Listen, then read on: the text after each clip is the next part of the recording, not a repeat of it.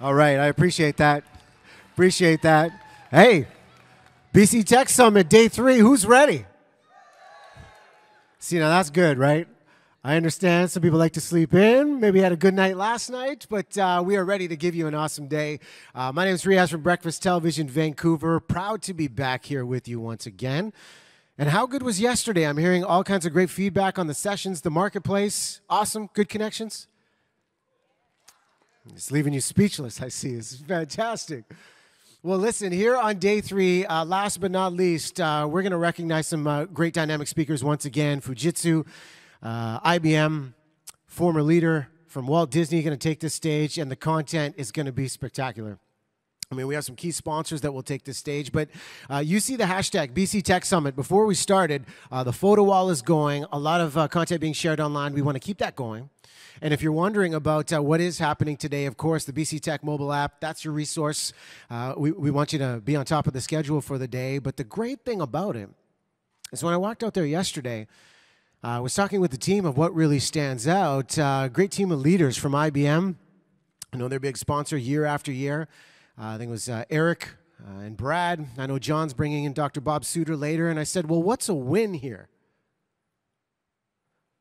And he said, look at that right there. And we saw some of these young leaders, the youth, connecting with the potential at IBM. Took a look at the marketplace, all of these great companies showcasing technology. We have 156,000 tech jobs in this province. That number goes up, and the reason that number goes up because of the work you all are doing in this room to connect and the impact of this event over the course of 3 days. So I want to congratulate you all for what's been accomplished here at the 2019 BCTECH Summit. Big round of applause for you showing up here, especially this early to get it going. Now, I'm sure they hear our voices outside. Slowly, people will be coming in, but we want to get you going with the first keynote speaker of the day. And we mentioned Fujitsu. They've been a key sponsor for us year after year. And when we talk about digitalization, what is the next wave? What's that going to look like?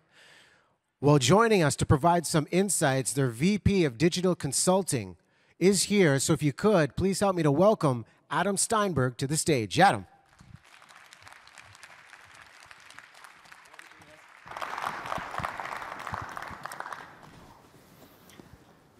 Thank you, Riaz, and good morning. And thanks for getting up early. Although it's not early, I'm on East Coast time, so I've been up for several hours already. It's an honor to speak with you this morning. I trust all of you are enjoying the conference. As I was preparing for my talk, I reflected on a wide array of experiences I've had over the last several years working with emerging technologies to advise organizations across many industries how to affect real business change.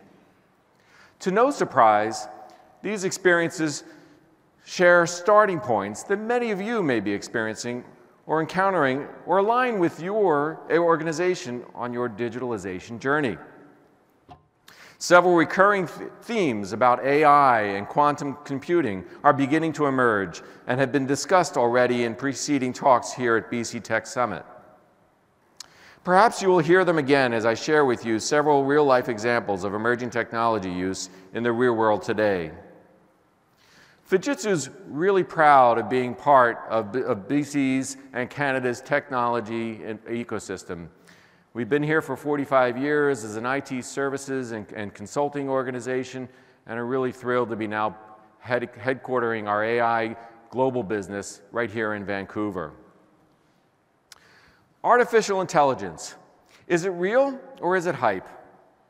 Is it a silver bullet for decision-making, automation, and knowledge augmentation? How does one begin? Everywhere we turn, we are bombarded by messages about AI. I'm here today to share with you how emerging technologies like AI and quantum-inspired computing are not only real, but are becoming an integral part of solving complex challenges for the enterprise and for society. These technologies are becoming part of the fabric of doing business and are vitally important enablers for evolving enterprise business and operating models. Case in point, About 4 years ago, I was approached by a global CIO of a well-established company that wanted to drive more business value out of his business and believed AI was the answer. We believe AI should be used to achieve a desired business outcome. Improving the customer experience and optimizing the contact center performance was the first example of a project we got underway with this company. A cross-functional team of subject matter experts, IT, and AI consultants embarked on a 14-week agile pilot, 2 weeks of use case design, followed by 3 4-week sprints, which applied AI to an untrained, unstructured corpus of data. The team realized a number of important results, some of which were unanticipated. This application enabled the pilot group to use natural language queries to instantly access a consistent and company-approved information, minimizing time spent searching for information via swivel chair tactics. Agents reported search results that were initially 75% accurate, improving to greater than 90% by the end of the 3rd sprint. Agents used their time, more importantly, to have richer interactions with their customers. Operational benefits were captured in hard metrics, such as a decrease in average handle time and improvements in first call resolution, while better interactions resulted in an increase in Net Promoter Score. The unexpected benefit came in the way of increased employee engagement. We didn't see that coming. There are 3 important lessons we learned from this early-stage AI pilot. First, collaboration and engagement from the business and IT is critical, as well as involvement of process and functional subject matter experts to help train the AI. The second lesson is building credibility by focusing on business outcomes, not the technology. And third, starting small and scaling fast. This is just one example of what we're seeing in corporate and government communities and across every industry worldwide. I want to take a look at some others with you, but first, let's start by answering the big question, what is AI anyway?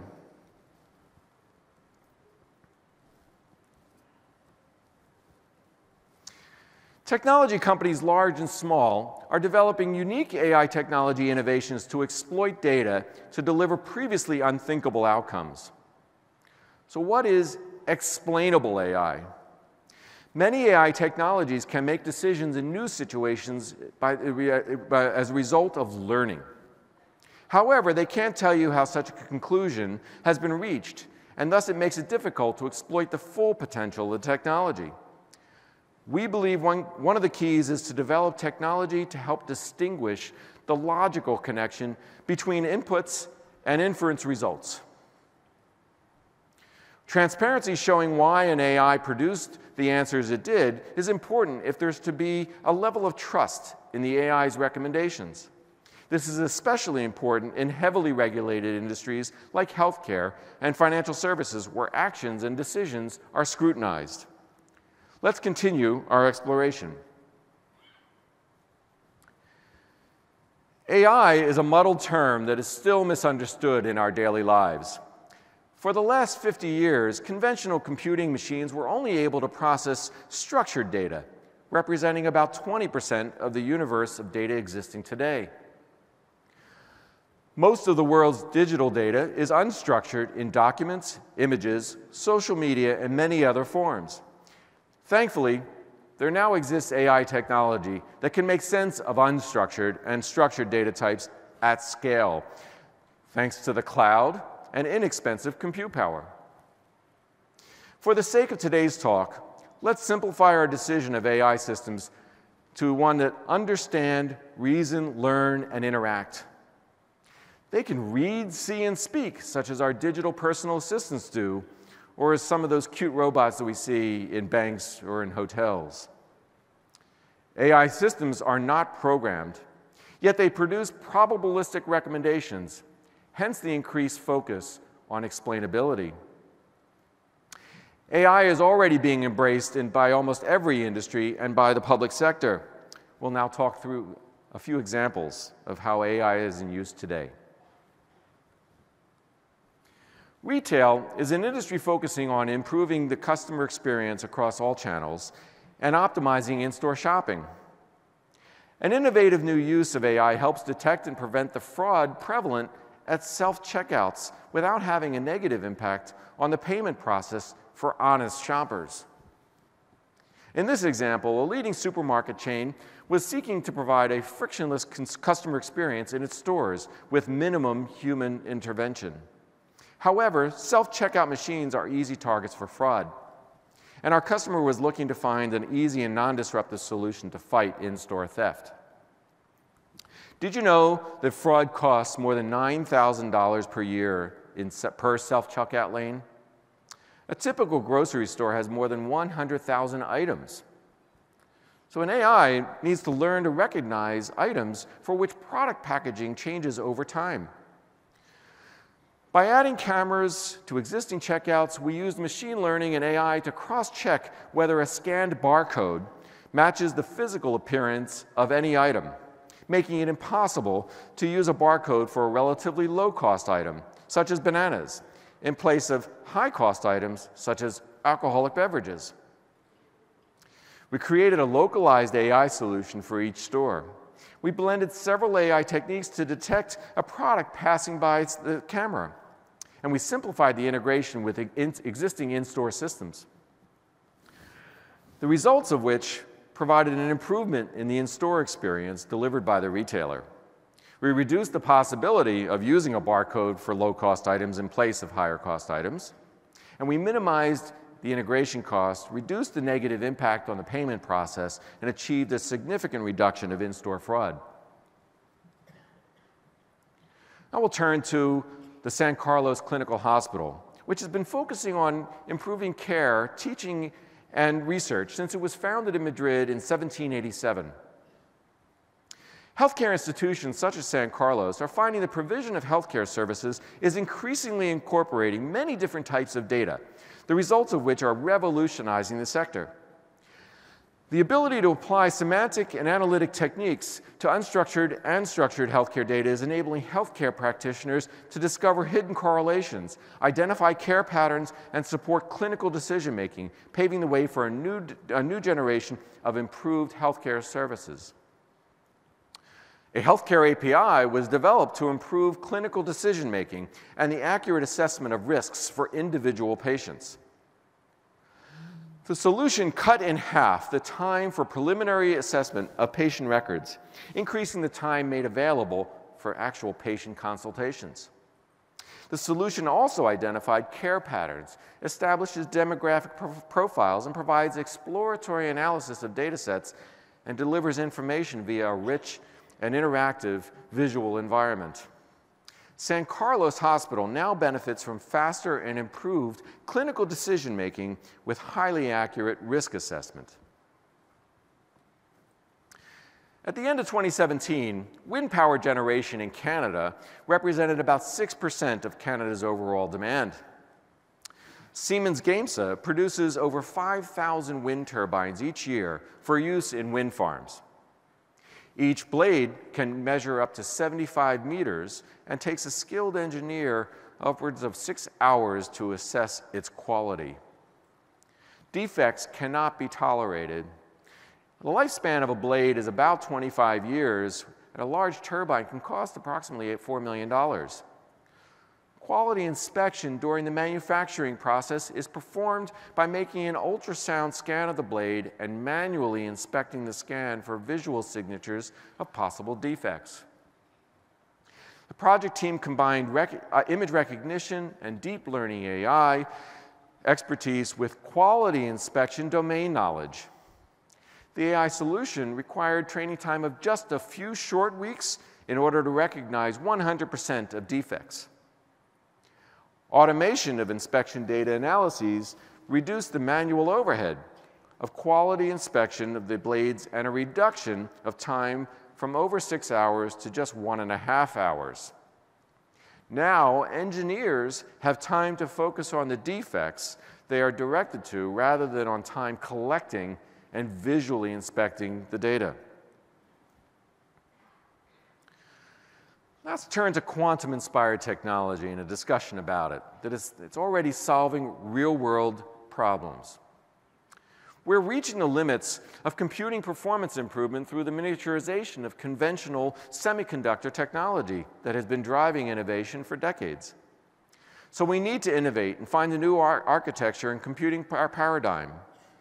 When realized, quantum computing is expected to solve extremely complex problems in a fraction of time it would take a conventional computer, creating a breakthrough in the speed and accuracy of simulation. What could we achieve with so much computing power or speed? What kind of problems are we talking about?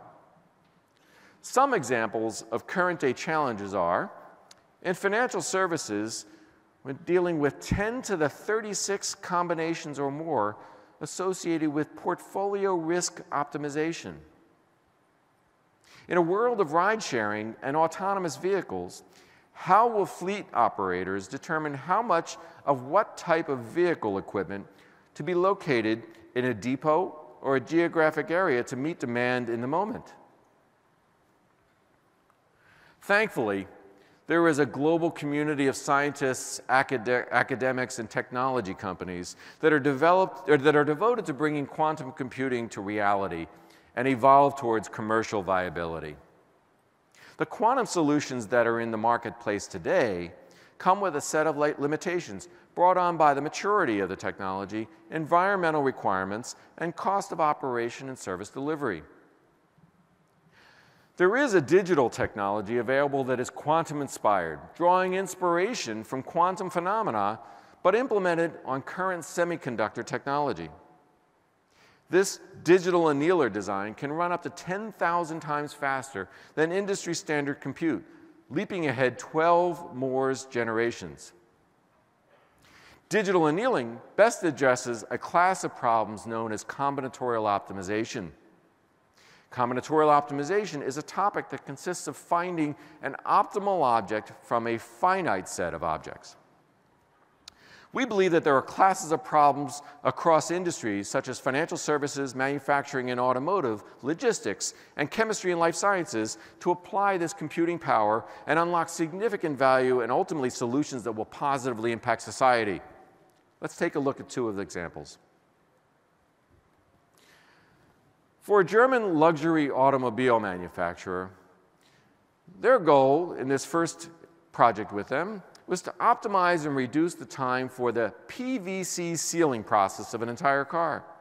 The way the process works is that there are several robots working on a single car body in parallel. As the robots work to seal the vehicle, the robotic arms could cross.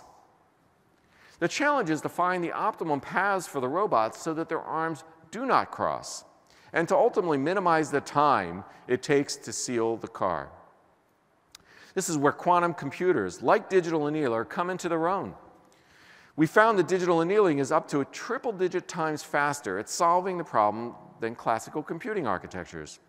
Quantum computers today may be able to calculate 7 to 9 seams out of a possible 50,000 possibilities. Digital annealing, in its first generation, can calculate 22 seams. That comes from a combination of possibilities of 10 to the 26th power. What's the business benefit in this context? It's simple. More cars can be produced without the need for expanding the factory or even building another plant.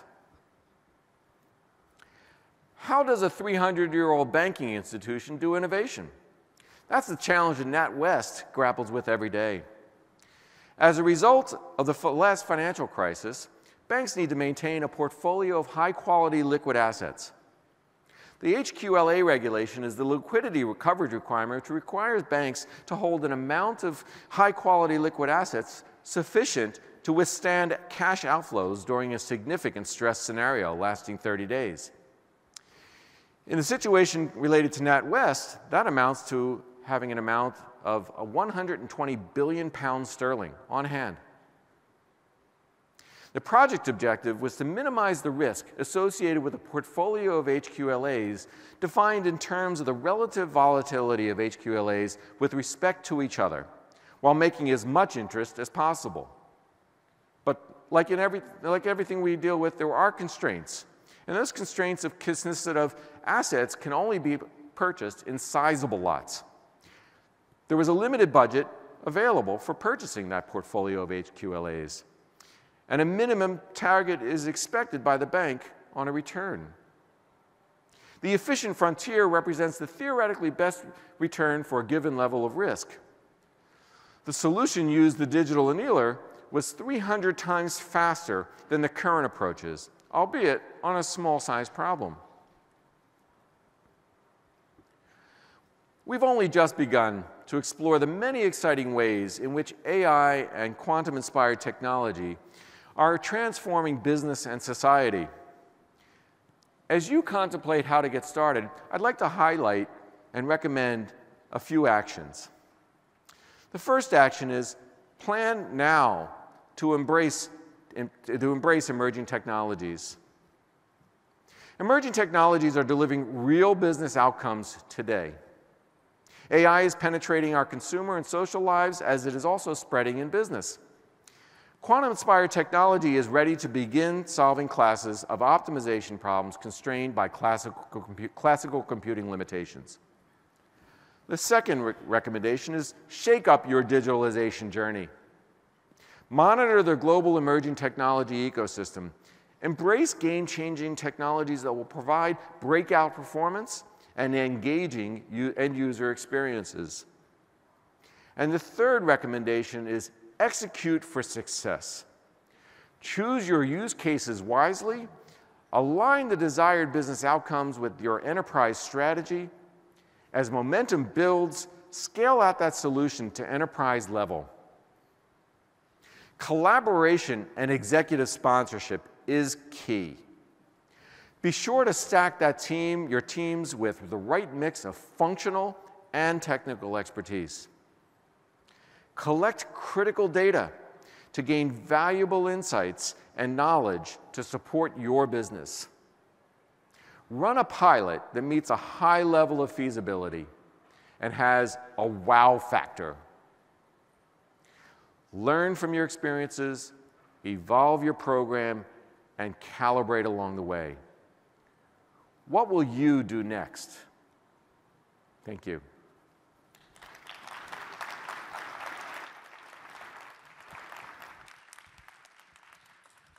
Thank you, Adam. I think one of the big buzzwords coming out of that presentation is going to be quantum. I mean, we talk about learning, collaborating, and scaling fast. We're going to keep that theme of quantum and how it's going to impact the future of how things will change year after year. So joining us next is one of our key sponsors, IBM. They've supported this summit year after year. 2019 is no different, and quantum computing is going to be the theme for this next presentation. I mean, you just hear quantum computing. That just sounds smart, right? But how is it going to lead to revolutionary breakthroughs across multiple industries? Well, here to describe that is the VP of Strategy from IBM. Please welcome Dr. Bob Sutor. Bob.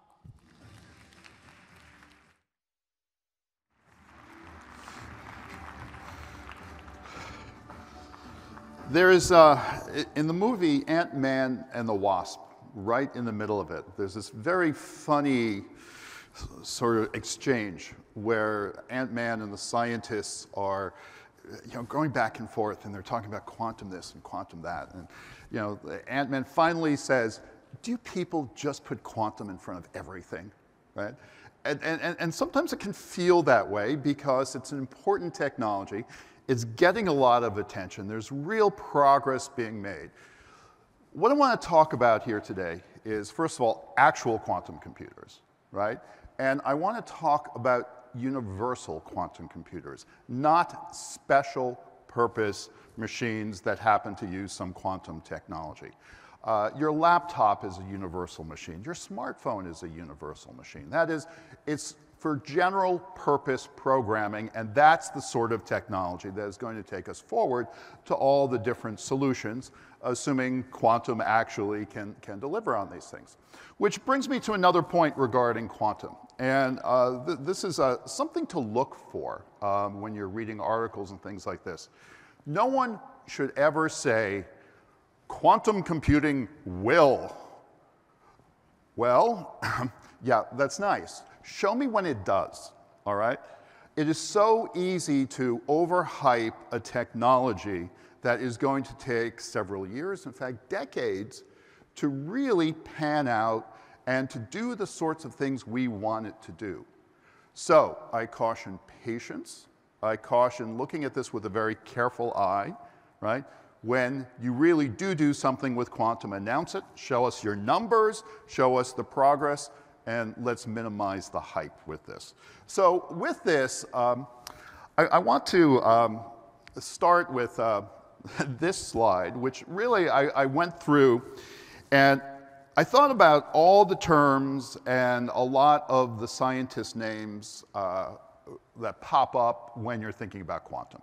And I did this because when you're first starting to hear about quantum computing, it can be really pretty daunting, right? You know, say, you know, I really want to talk to you about entanglement and superposition. They're so cool. And what about Schrödinger's cat, right? And which has nothing to do whatsoever with your attempt or hope to use it for industry solutions. But it's so cool, right? Okay, so there are lots of words here. But really, when it comes down to quantum, I think that there are two important words, which is what will quantum be good for, and when will quantum be good for anything here. So let's set the stage a little bit here, and this really goes back to the early 1980s with the observation that these computers we have today, and now I know it makes them sound old, but computers like the servers in the cloud, again, your laptop, your smartphone, are what we call classical computers, right? They're still getting better, but they're classical somehow. They go back architecturally to the 1940s. They're just a type of computer. They do not encompass every type of computer that could be. So therefore, it is reasonable to say, since they're just a type of computer, that maybe they wouldn't be great for every sort of problem that would come along. Well, what are those problems, right? It's an interesting, almost a philosophical question, right? So let's pick one. And I like this example. Frequently, I speak in the morning. This is a caffeine molecule, right?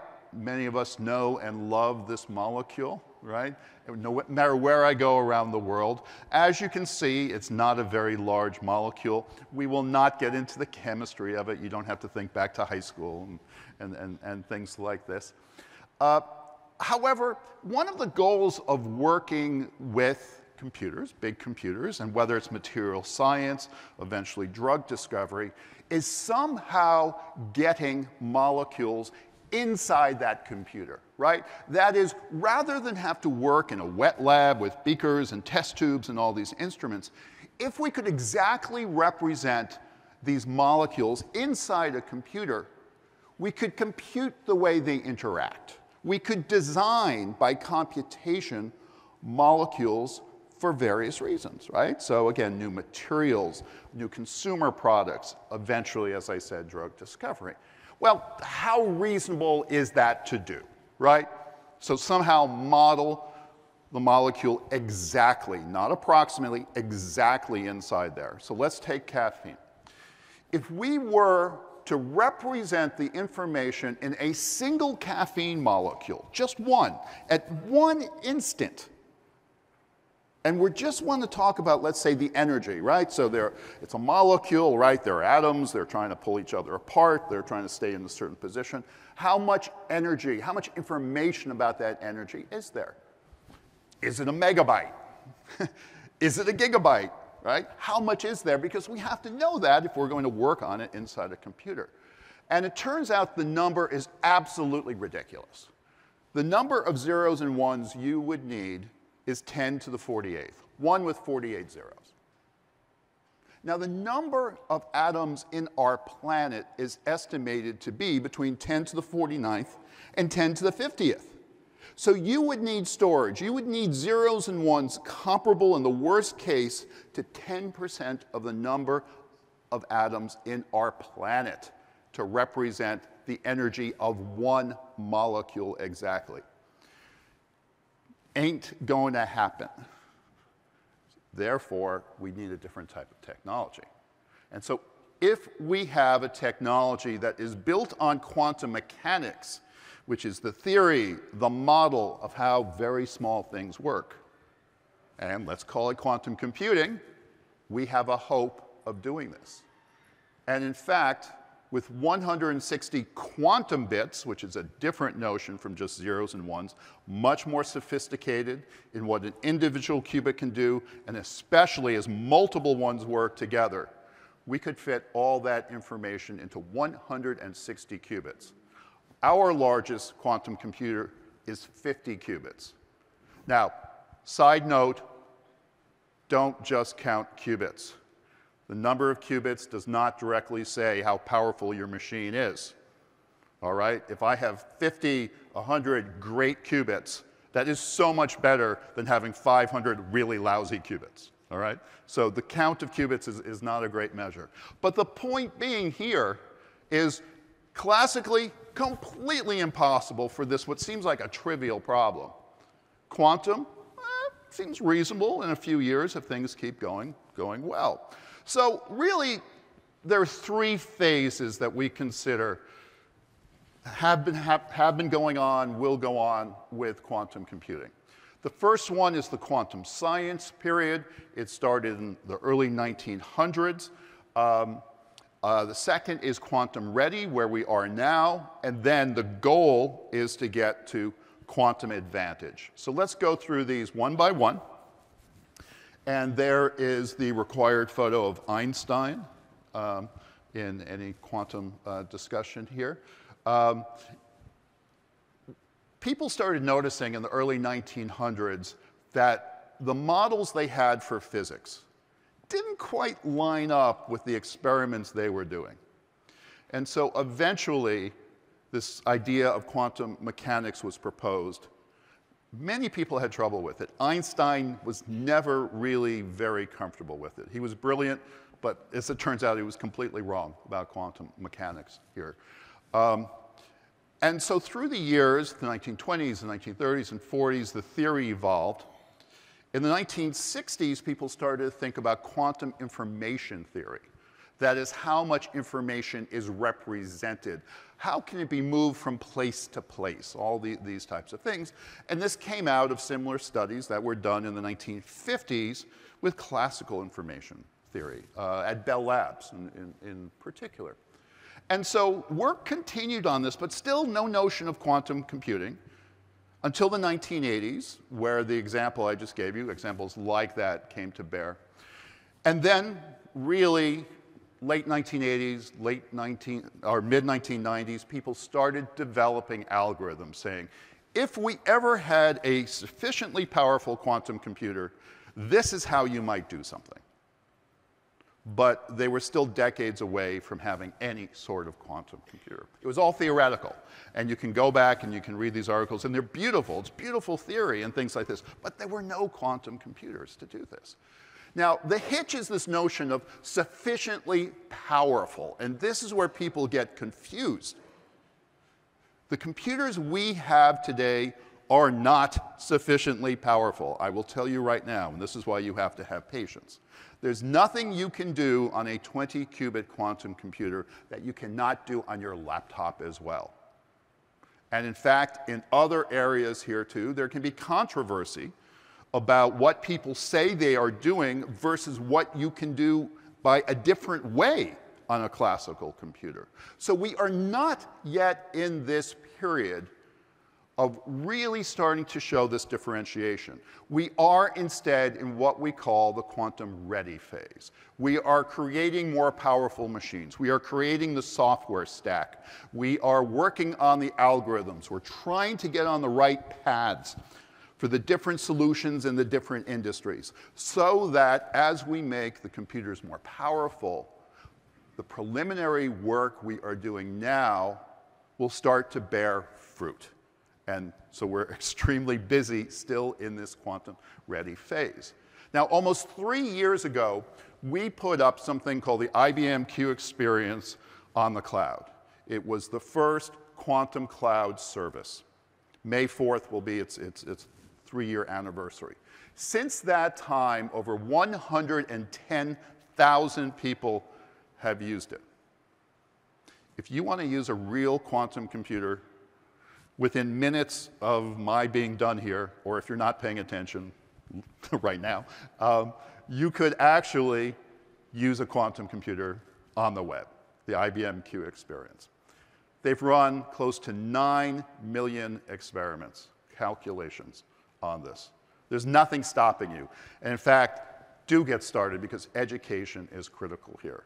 So we started with the machine that looked like on the lower right, and the state-of-the-art, bar none, best universal quantum computer in the world is the IBM Q System 1 in the upper right-hand corner, and I'll return to that. But we're still quantum ready. When we get to the point where the machines are powerful enough, and powerful enough in a holistic way, everything from the chip through all the pieces you need to put this into a cloud data center. It's not just quantum engineering, it's systems engineering, because you have to make this technology available to people. You don't just hand them a chip, right, and say, aren't you impressed by my quantum chip, right? You have to package it all together, which is why we put it on the cloud almost 3 years ago. So when we get to this point, right, we'll demonstrate this advantage, we hope, right? Not we will, we hope, right? This will further additional scientific discovery, commercial value. Really, let's face it, this is IBM, commercial value, good thing, good thing for you too as well, right? The systems of the future are going to be hybrids. They're going to be a combination of classical and quantum computers as well.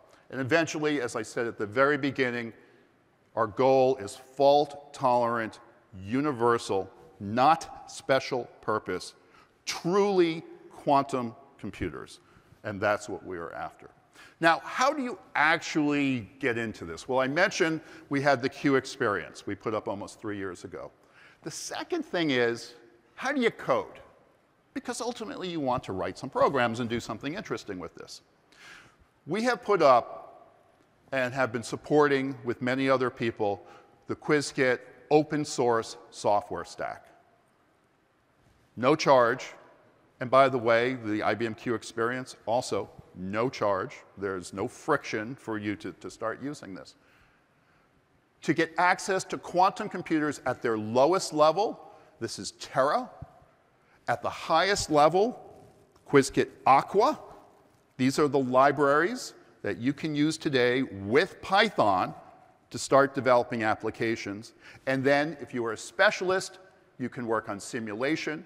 You can also work on the hardcore measurement of the system. We introduced Qiskit Ignis last week.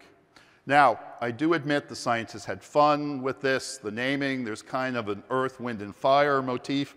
It's extra cool because it's in Latin, all right? So we had to name them something, and these are better than A, B, C, and D, or whatever, or things like this. It's a very powerful framework. You can download it, you can start using it, you can connect to our quantum computers. Now, what about, though, access to the real state-of-the-art quantum computers? For this, we have introduced the IBM Q Network. So the IBM Q Network is our way of giving access to the latest machines to universities, to corporations, sometimes particular researchers, for a wide range of reasons. So let's look at some of the names here. So we have hubs. The reason why we have hubs is because even though IBM Research is 3,200 people, we don't have 3,200 people all working on quantum. We want to get as many researchers in academia, in organizations around the world using quantum as quickly as possible to learn, to start developing applications. That's the goal of all of this. And so universities are particularly good because they have the research capability, they have the professors, they have postdocs, they have graduate students, they have all these people. And frequently, universities work closely with neighboring companies. They share research, they collaborate. So a hub is our way of providing capacity while letting regional development take place in quantum computing. So you can see some of the names there. You can see some of the, the countries that are represented. One country is not represented yet. We'd love to work this out, shall I say. We have direct partners who are working on their hardest problems. We have individual universities with which we have partnered, typically for research and education, other members, and a very active startup program. This access to the latest and greatest quantum computers is really important for startups. Now, several of these are, in fact, Canadian, and I want to highlight 1QBit, which is about 3 blocks away from here. And they were one of our original startup partners in the IBM Q Network. So what are we doing? Just to summarize here, simulating quantum systems. This is going back to the idea of the caffeine molecule, right? So quantum chemistry, new materials for airplanes, for cars, for all sorts of things. Second area is artificial intelligence. The intersection of AI and quantum today is very fragmented. Very fragmented. However, very interesting new results are starting to come out. And so track this area. Can you train models better, much more efficiently? Can you replace existing AI techniques with quantum ones, which take advantage of the quantum properties like entanglement, which I mentioned a long time ago? And then finally, general purpose cross-industry things like Monte Carlo techniques that can be used for, there we go, for portfolio optimization, potentially, right? People are experimenting. I'm not saying we can quite do this yet, all right? All these different things. In fact, the US Coast Guard uses Monte Carlo techniques, these random sampling techniques, to try to figure out where all the ships are, right? A very broad technology and very promising. So let's finish with this. This is the IBM Q System 1. We made it to go into cloud data centers. We're opening a cloud data center the second half of this year based on this model. This is optimized in every single component as well as holistically altogether. And that's important. It's a beautiful piece of design because, look, we're inventing a new technology. Let's have great design, too. They don't have to be ugly, right? Let's face it. But is it just pretty? And the answer is no. The most advanced chip that we have ever made is now in the IBM Q System 1. We announced last Monday that since 2017, we have doubled the power of our quantum computers year over year. And we believe there is enough overhead in this technology to continue to do so. On the left is a graph of Moore's law. Now, it's what's called a semi-log plot. Normally, it would look exponential, but it's flattened out here like this. On the right is what we believe we might be able to accomplish with quantum. So, are we entering a new age where a completely different type of, in quotes, Moore's law applies? We believe we might be. So far, so good, and we've published the numbers. So I'm going to end there. You have quite a few ways of getting involved with this. The IBM Q Experience for coding with QuizKit. From a business strategy perspective, we're happy to talk to you about what all this means to you. If you'd like to get involved with the Q Network, again, the latest and greatest machines working together and collaborate. And then security. That's going to play out over the next 20, 30 years. We're happy to talk to you about that as well. So thank you very much, and enjoy the rest of the conference. Thanks.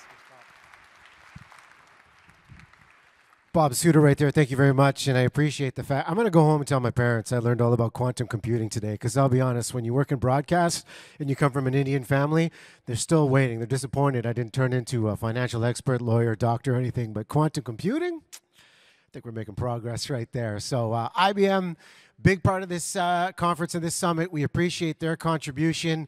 And our next keynote speaker is a special one. In fact, he's so special, we need to introduce one of our key sponsors. TELUS has been a huge partner for the summit year after year, and they're going to help set things up for your next keynote speaker. So if you could, please help me in welcoming the investment director from TELUS, Karan Mave.